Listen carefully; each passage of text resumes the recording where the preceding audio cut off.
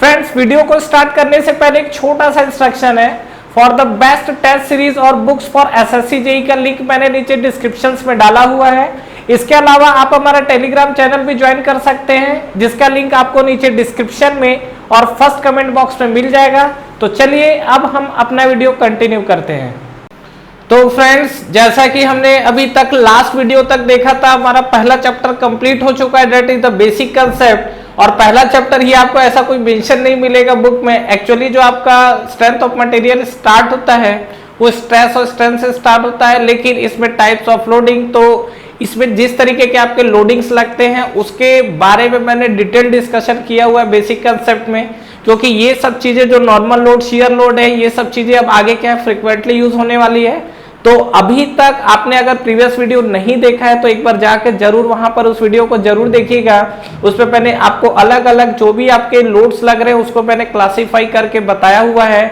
और अब हमारा जो स्टार्ट होता है that is the stress strain, new chapter हम लोग स्टार्ट कर रहे हैं। और यहाँ पे हम लोग जो पढ़ने वाले इस चैप्टर के अंदर स्ट्रेस की बात करेंगे, स्ट्रेन की बात करेंगे, और इसके अलावा जो डिफरेंट टाइप्स के हैं, किस प्लेन पे किस तरीके के स्ट्रेस एक्ट होगा, तो उसके बाद उसमें किस तरीके से किस एंगल पे कितना स्ट्रेस डेवलप होगा, just like a principal stress, principal strain, उसके बारे में भी हम लोग यहाँ पर देखेंगे और समझेंगे। तो चलिए सबसे पहले हम लोग स्टार्ट करते हैं। और सबसे पहला चीज हम लोग समझते हैं स्ट्रेस को। जहां तक स्ट्रेस को लेने के बाद जो कहानी हमको समझ में आती है, स्ट्रेस होता क्या चीज है किसी भी बॉडी का। देखो, स्ट्रेस चाहे बॉडी में हो चाहे जीवन में, ठीक है। स्ट्रेस मतलब आपको एक चीज समझ में आता है कि कहीं ना कहीं ये निगेटिव टर्म्स है, जो कहीं ना कहीं ये चीज को क्या कर रहा है, रिप्रेजेंट कर रहा है। कैसा कि आप क्या है, बॉडी के अंदर स्ट्रेस कब आता है, जब आपसे क्या है जरूरत से ज्यादा आपके ऊपर वर्कलोड हावी हो जाए, जरूरत से ज्यादा आपको वर्कलोड मिले, या जो चीज आप नहीं चाहते हो वो चीज आपके साथ हो, यही तो आपका स्ट्रेस है। बिल्कुल इसी तरीके से हम लोग बॉडी के अंदर भी स्ट्रेस को डिफाइन करते हैं। और स्ट्रेस देखिए होता क्या चीज है कि जैसा कि हम लोग देखें कि जो हमारा स्ट्रेंथ ऑफ मटेरियल है, इसके अंदर हम लोग बेसिकली बॉडी के डिफॉर्मेशन को समझते हैं और डिफॉर्मेशन की स्टडी करते हैं। तो ये जो हमारे पास, जैसे मान लीजिए हमारे पास कोई बॉडी है और इस बॉडी के अंदर आपको क्या इस तरीके के मॉलिक्यूल दिखेंगे। ये जो हमारे पास बॉडी है, ये बॉडी में हमारी क्या है अलग अलग नंबर्स ऑफ मॉलिक्यूल दिखेंगे आपको।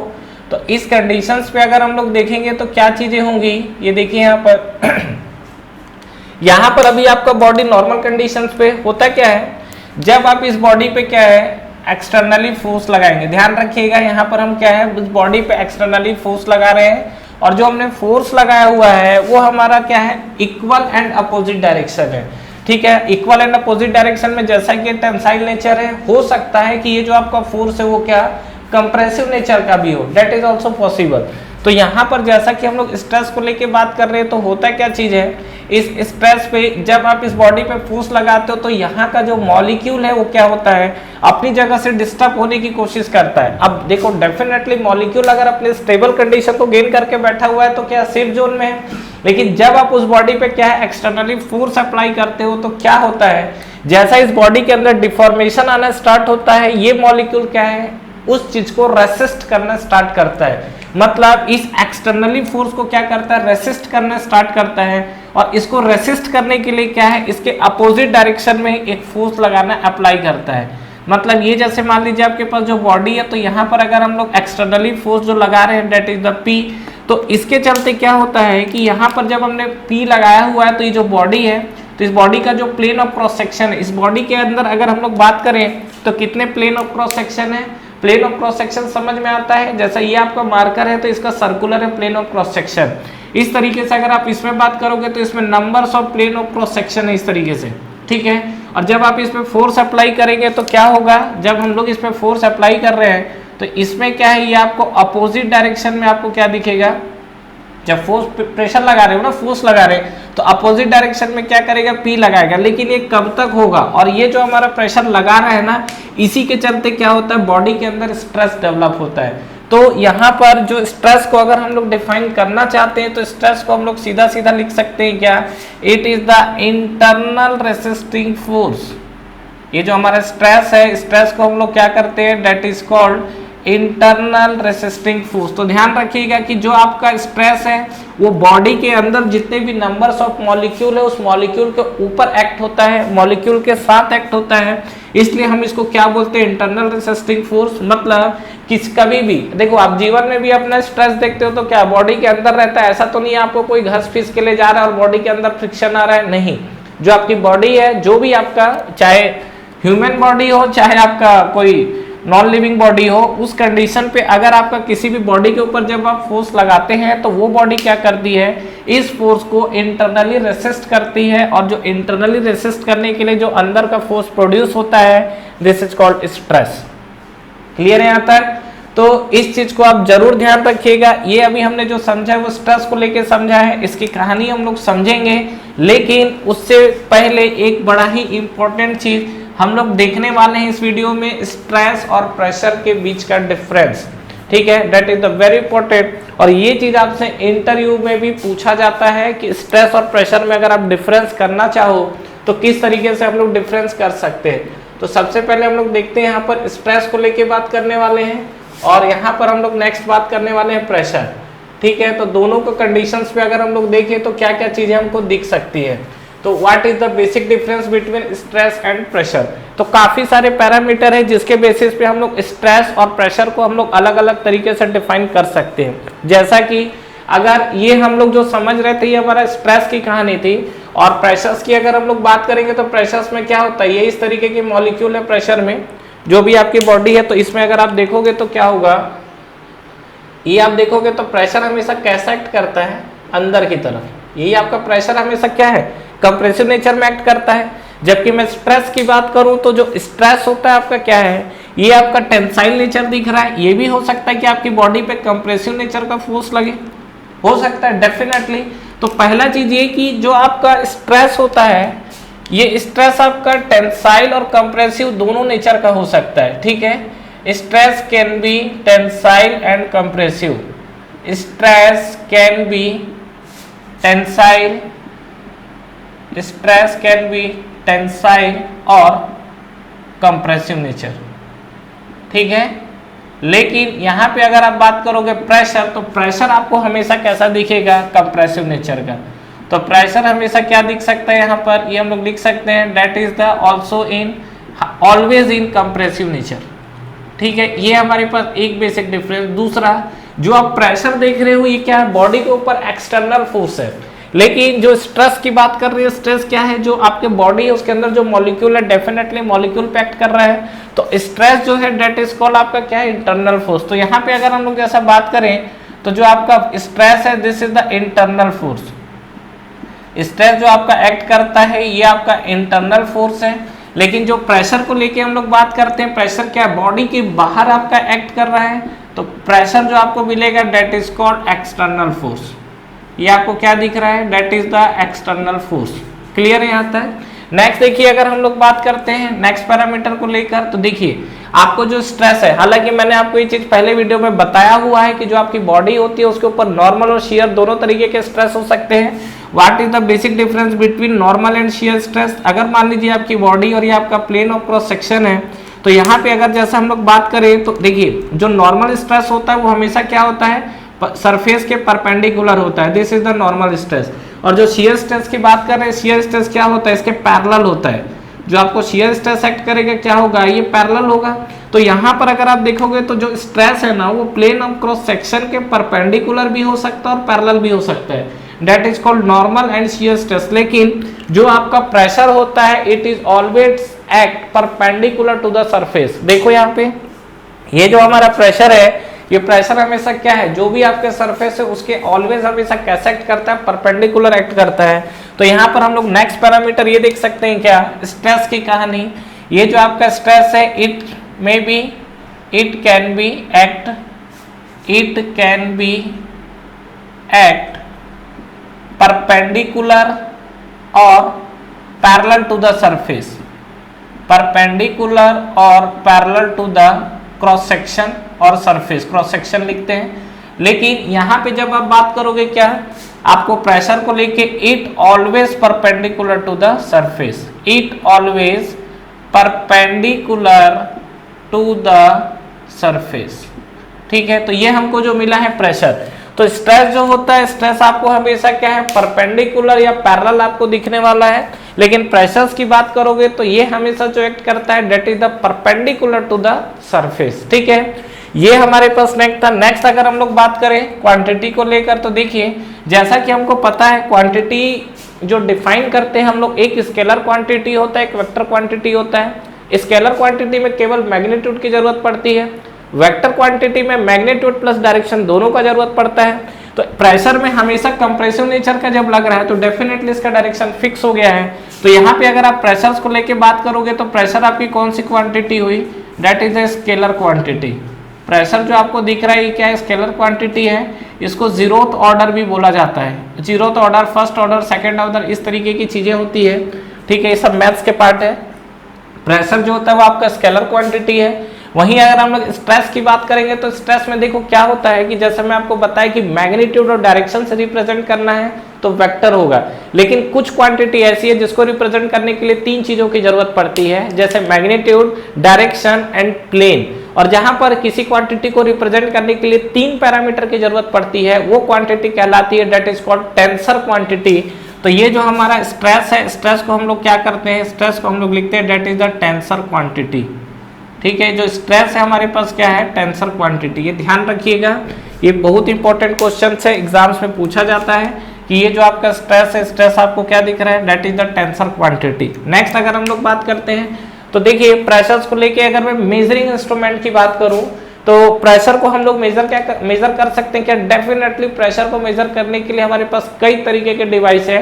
जैसे एटमॉस्फेरिक प्रेशर को मेजर करना हो तो बैरोमीटर है, उसके अलावा प्रेशर डिफरेंस भी मेजर करना हो तो U tube manometer, differential manometer, micro manometer, अलग अलग दुनिया भर के डिवाइसेस आपको दिखेंगे। तो अगर आप बात करोगे प्रेशर को लेकर तो प्रेशर को हम लोग क्या है, एटमॉस्फेरिक प्रेशर जो है उसको हम लोग किससे नापते हैं, बैरोमीटर से। ठीक है, यहाँ पर हम लोग क्या लिख रहे हैं, बैरोमीटर इज यूज्ड। ठीक है, बैरोमीटर है जो हमारा क्या है, एटमॉस्फेरिक प्रेशर को मेजर करता है। Barometer is used to measure atmospheric pressure. ठीक है, लेकिन यही अगर मैं स्ट्रेस को लेके बात करता हूं तो देखिए सीधी सी बात है, ये जो आपका क्वेश्चन है ये एसएससी जेई के इंटरव्यू में, अभी इंटरव्यू नहीं होता है, 2013 की कहानी है, वहां पर स्पेशली ये चीज इंटरव्यू में पूछा हुआ था कि स्ट्रेस को how you can measure the stress. ठीक है, तो एक चीज हमेशा आप ध्यान रखना, स्ट्रेस को कभी भी मेजर नहीं किया जा सकता, स्ट्रेस को हमेशा कैलकुलेट करते हैं। तो यहाँ पे जो बात करेंगे तो यहाँ पे हम लोग लिख सकते हैं दैट इज द स्ट्रेस, ठीक है, कैन नॉट मेजर। ठीक है, स्ट्रेस कैन नॉट मेजर, ध्यान रखिएगा। हाँ, आप स्ट्रेन मेजर कर सकते हैं। ठीक है, आपको स्ट्रेन है तो स्ट्रेन कैन बी मेजर। ठीक है, उसके लिए हमारे पास क्या स्ट्रेन गेज होता है, स्ट्रेन कैन बी मेजर। और स्ट्रेन मेजर करने के लिए हम लोग यहाँ पर जो डिवाइस यूज करते हैं that is called strain gauge. ठीक है, स्ट्रेन गेज यूज होता है जिससे हम लोग क्या होता है, स्ट्रेन को मेजर करते हैं। लेकिन जहां तक मैं आपको स्ट्रेस को लेके बात कर रहा हूँ, स्ट्रेस को हम लोग कैलकुलेट करते हैं, स्ट्रेस को कभी भी हम लोग मेजर नहीं कर सकते हैं। ठीक है, जैसा हम लोग प्रेशर को मेजर कर लिए, लेकिन वैसा हम लोग स्ट्रेस को चाहेंगे तो स्ट्रेस आपका मेजर नहीं होगा। ठीक है, नेक्स्ट अगर पैरामीटर को लेके बात करूं तो क्या होगा, आपको देखिए अगर आप किसी बॉडी पे क्या है प्रेशर लगाते हैं तो प्रेशर लगाने के कारण क्या है, बॉडी पे जैसे स्ट्रेस आ रहा है। ठीक है, लेकिन आप किसी बॉडी पे स्ट्रेस लगाएंगे तो प्रेशर नहीं आएगा। कहने का क्या मतलब है, व्हेन द प्रेशर अप्लाई, यहाँ पर देखिए आप इस पॉइंट पे अगर लेके बात करें, जब आप किसी बॉडी पे प्रेशर अप्लाई करते हैं, when the pressure apply, when the pressure apply on the body. ठीक है, जब आप किसी भी बॉडी पे प्रेशर अप्लाई करते हैं स्ट्रेस डेवलप होता है, स्ट्रेस डेवलप्ड।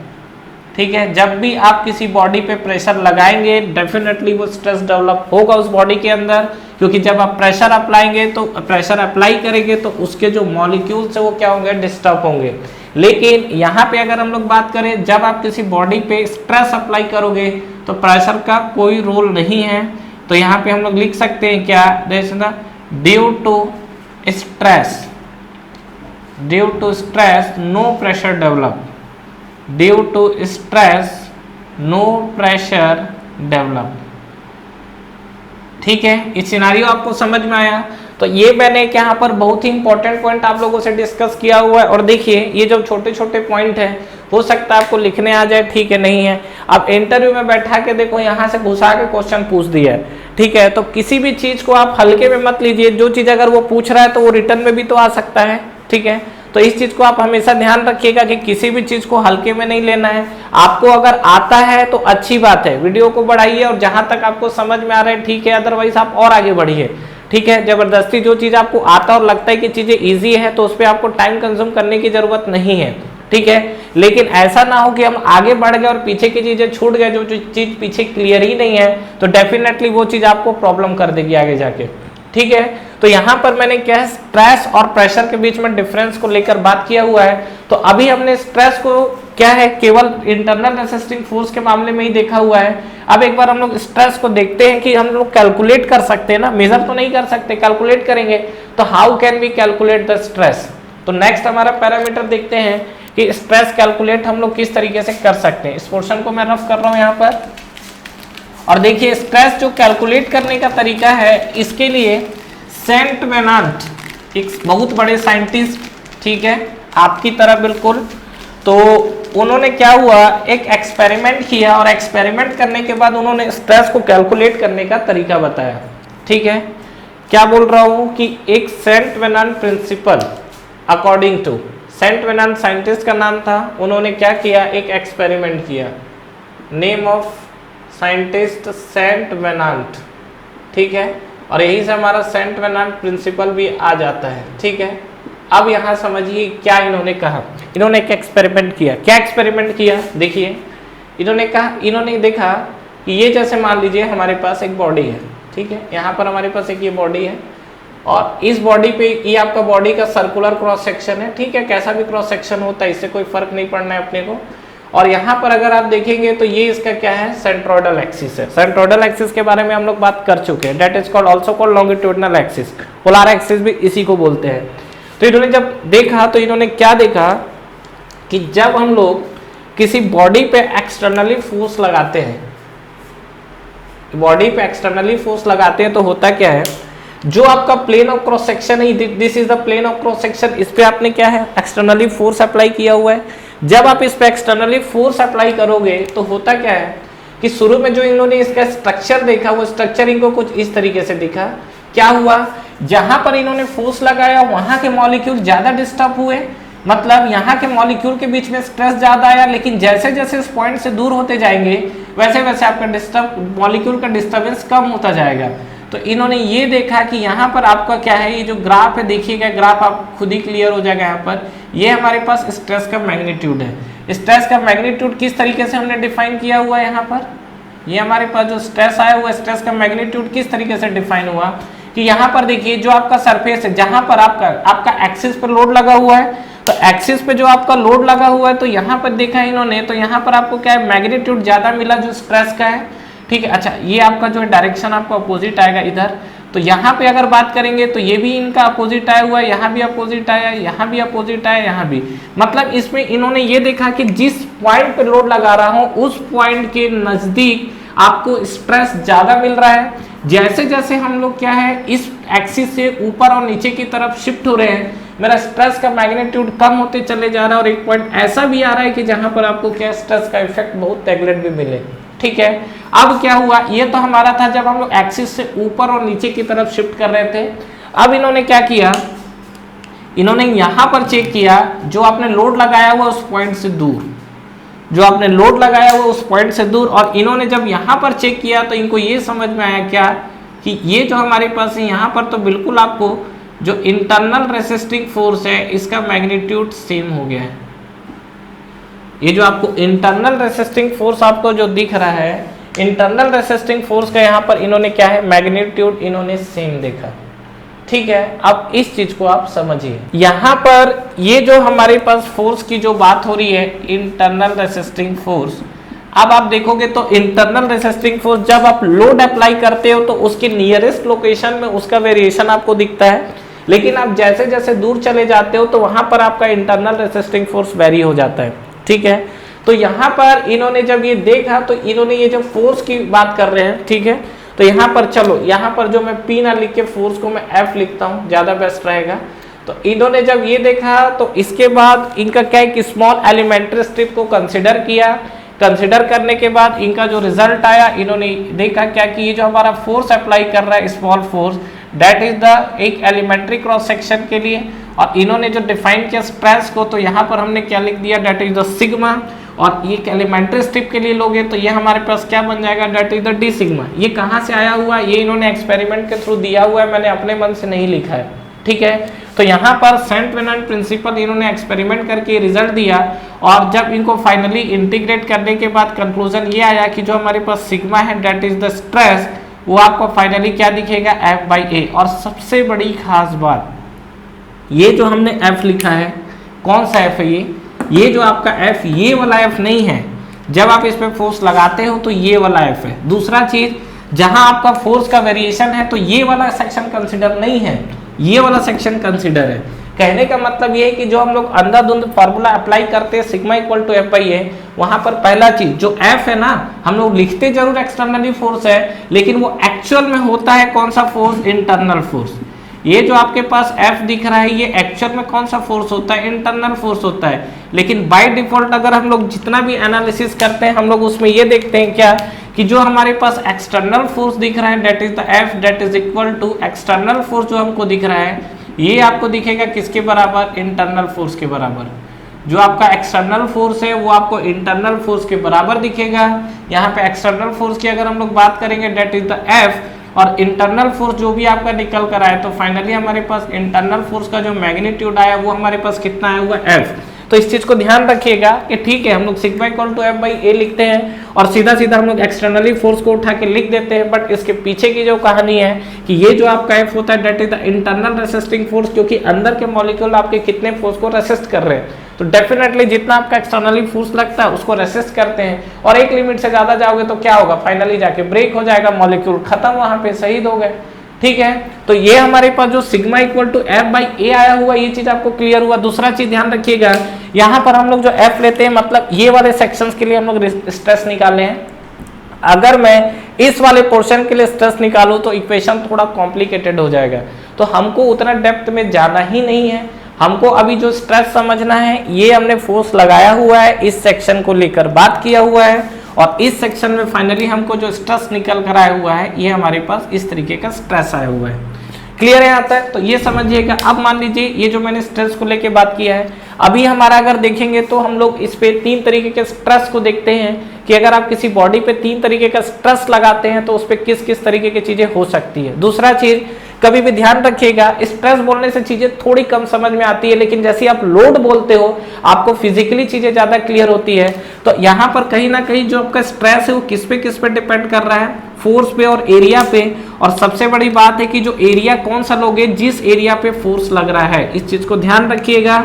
ये जो हमने ए लिखा हुआ है that is the area of plane, area of plane on which, area of plane on which force is acting, force is acting. ध्यान रखिएगा, जिस आपके एरिया पर, जिस आपको प्लेन ऑफ क्रॉस सेक्शन पे जहां पे आपको फोर्स लग रहा है, वो वाले एरिया को कंसीडर करना है। और ये जो आपका है दैट इज द स्ट्रेस। अब यहाँ पे जैसे बात कर रहे हैं, स्ट्रेस कहीं ना कहीं लोड और एरिया पे डिपेंड कर रहा है। और आपको ये चीज भी समझ में आ रहा होगा क्या कि इस फॉर्मूले को थोड़ा सा ओपन करिए कि अगर आप किसी भी बॉडी के अंदर जितना ज्यादा फोर्स को बढ़ाएंगे, फोर्स को बढ़ाने के साथ उस बॉडी के अंदर स्ट्रेस भी आपका बढ़ता चला जाएगा, पहला चीज। दूसरा, ये सिग्मा है, सिग्मा आपको क्या रिप्रेजेंट कर रहा है, दैट इज द स्ट्रेस, ठीक है। तो पहला चीज क्या समझ में है कि अगर आप किसी भी बॉडी पे जितना ज्यादा फोर्स लगाओगे उस बॉडी पे उतना ही ज्यादा आपका स्ट्रेस डेवलप होगा।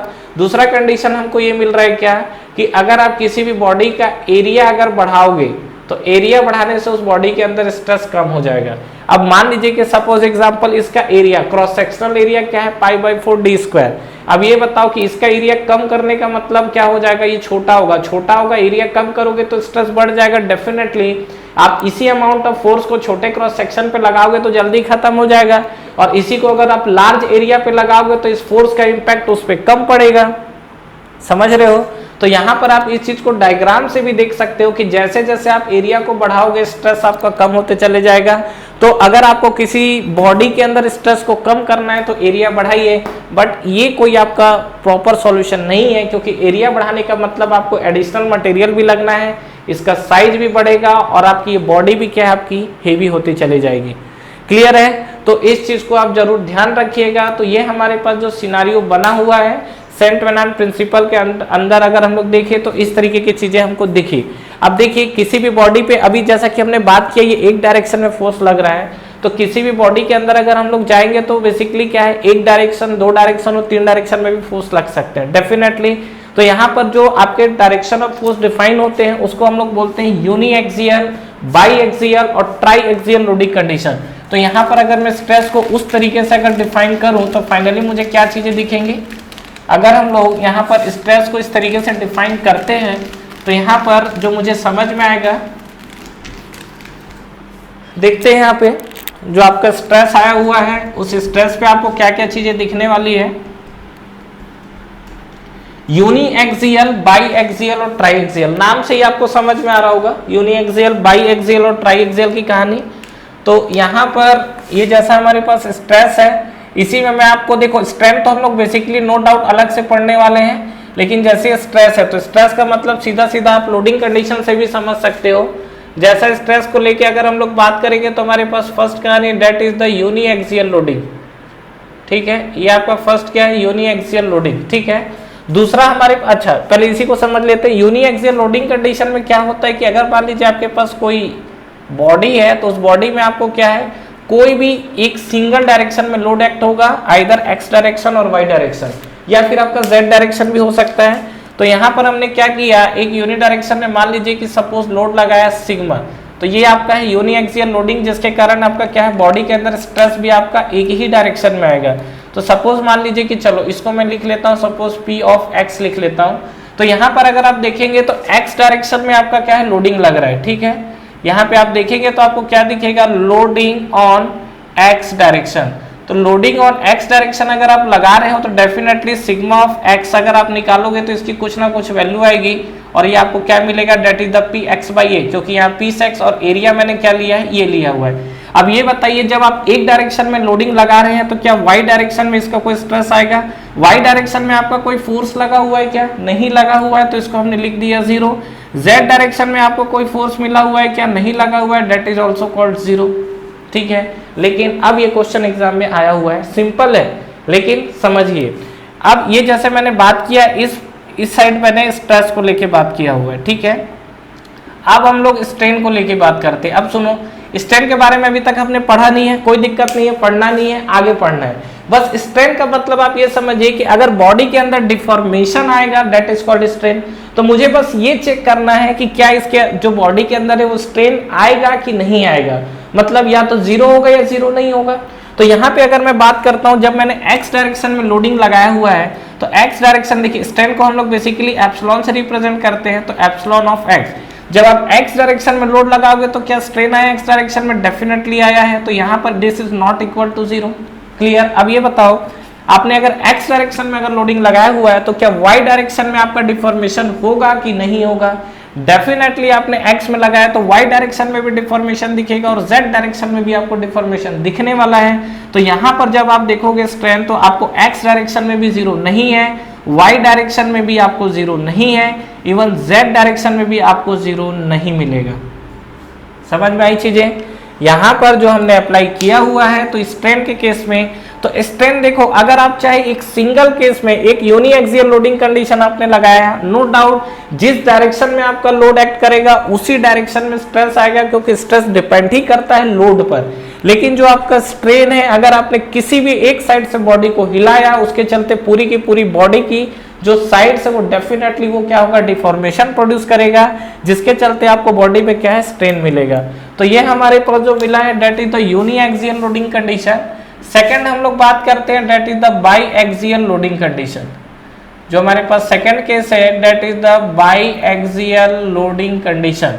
तो बाई एक्सियल लोडिंग में आपको क्या दिखेगा कि ये मान लो कि सपोज मेरे पास कोई बॉडी है, ठीक है, इस तरीके से, और डेफिनेटली यहाँ पर हमको क्या है यहाँ पे अगर हम लोग देखें तो यहाँ पे दो डायरेक्शन में आपको फोर्स दिखेगा। तो एक मान लीजिए हमने यहाँ पर लिखा हुआ that is the P of x. अच्छा, पी ऑफ एक्स इधर लगा है तो इधर भी हम पी एक्स लिख देते, नहीं तो बॉडी इधर मूव कर जाएगी।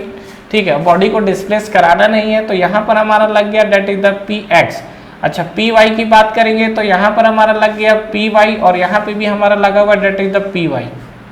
ठीक है, तो इस कंडीशंस पे अगर आप देखोगे तो यहाँ पर ये जो कंडीशन है उसको बाई एक्सियल, बाई मतलब दो, तो दो एक्सिस में आपका क्या है, लोडिंग लग रहा है। तो इस केस में अगर आप आओगे तो आपको क्या मिलेगा, अगेन आप देखिए स्ट्रेस और स्ट्रेन की कहानी, तो आपको क्या समझ में आएगी चीजें। एक्स डायरेक्शन में अगर आपसे कोई स्ट्रेस पूछता है तो डेफिनेटली होगा, और क्या होगा, that is the P X by A. Area आप कौन सा लोगे, ये वाला लोगे। ठीक है, अगर मान लो A1 लिखा तो A1 लिख देता हूँ। मान लो कि सपोज ये वाला जो एरिया पोर्शन है इसको हम लोग क्या लिखते हैं, दैट इज द A2। तो यहाँ पे जब आप सिग्मा वाई को डिफाइन करोगे, वाई डायरेक्शन में लोड आ रहा है, डेफिनेटली आ रहा है। देखो एरिया को आपको चेक करने की जरूरत है नहीं, क्योंकि एरिया तो आप जीरो कर नहीं पाओगे और ना होगा। एरिया अगर जीरो होगा तो बॉडी खत्म हो जाएगी, तो एरिया आपको चेक करने की जरूरत नहीं है। आपको स्ट्रेस के लिए हमेशा लोड को चेक करना है। अगर लोड एग्जिस्ट कर रहा है तो डेफिनेटली उस बॉडी के अंदर क्या आएगा, स्ट्रेस। तो सिग्मा वाई के अंदर अगर हम लोग बात करेंगे तो क्या होगा, ये आपको मिलेगा पी वाई बाई A2। समझ में आ रहा है, ये जो आपको सिग्मा वाई दिख रहा है, ये क्या दिखेगा आपको, P Y by A2, that is the area of ये वाला आपका जो क्रॉस सेक्शन है। डेफिनेटली जिस क्रॉस सेक्शन पे लोड लग रहा है उसी क्रॉस सेक्शन को हमको कंसिडर करना है। Z डायरेक्शन में अगर हम लोग बात करें स्ट्रेस को लेके तो ये आपको क्या मिलेगा, जीरो। तो Z डायरेक्शन में बात करेंगे तो चीजें क्या दिखेंगे, जीरो। उसी तरीके से हम लोग बात करते हैं क्या, ये sigma X sigma Y sigma Z तक तो ठीक है।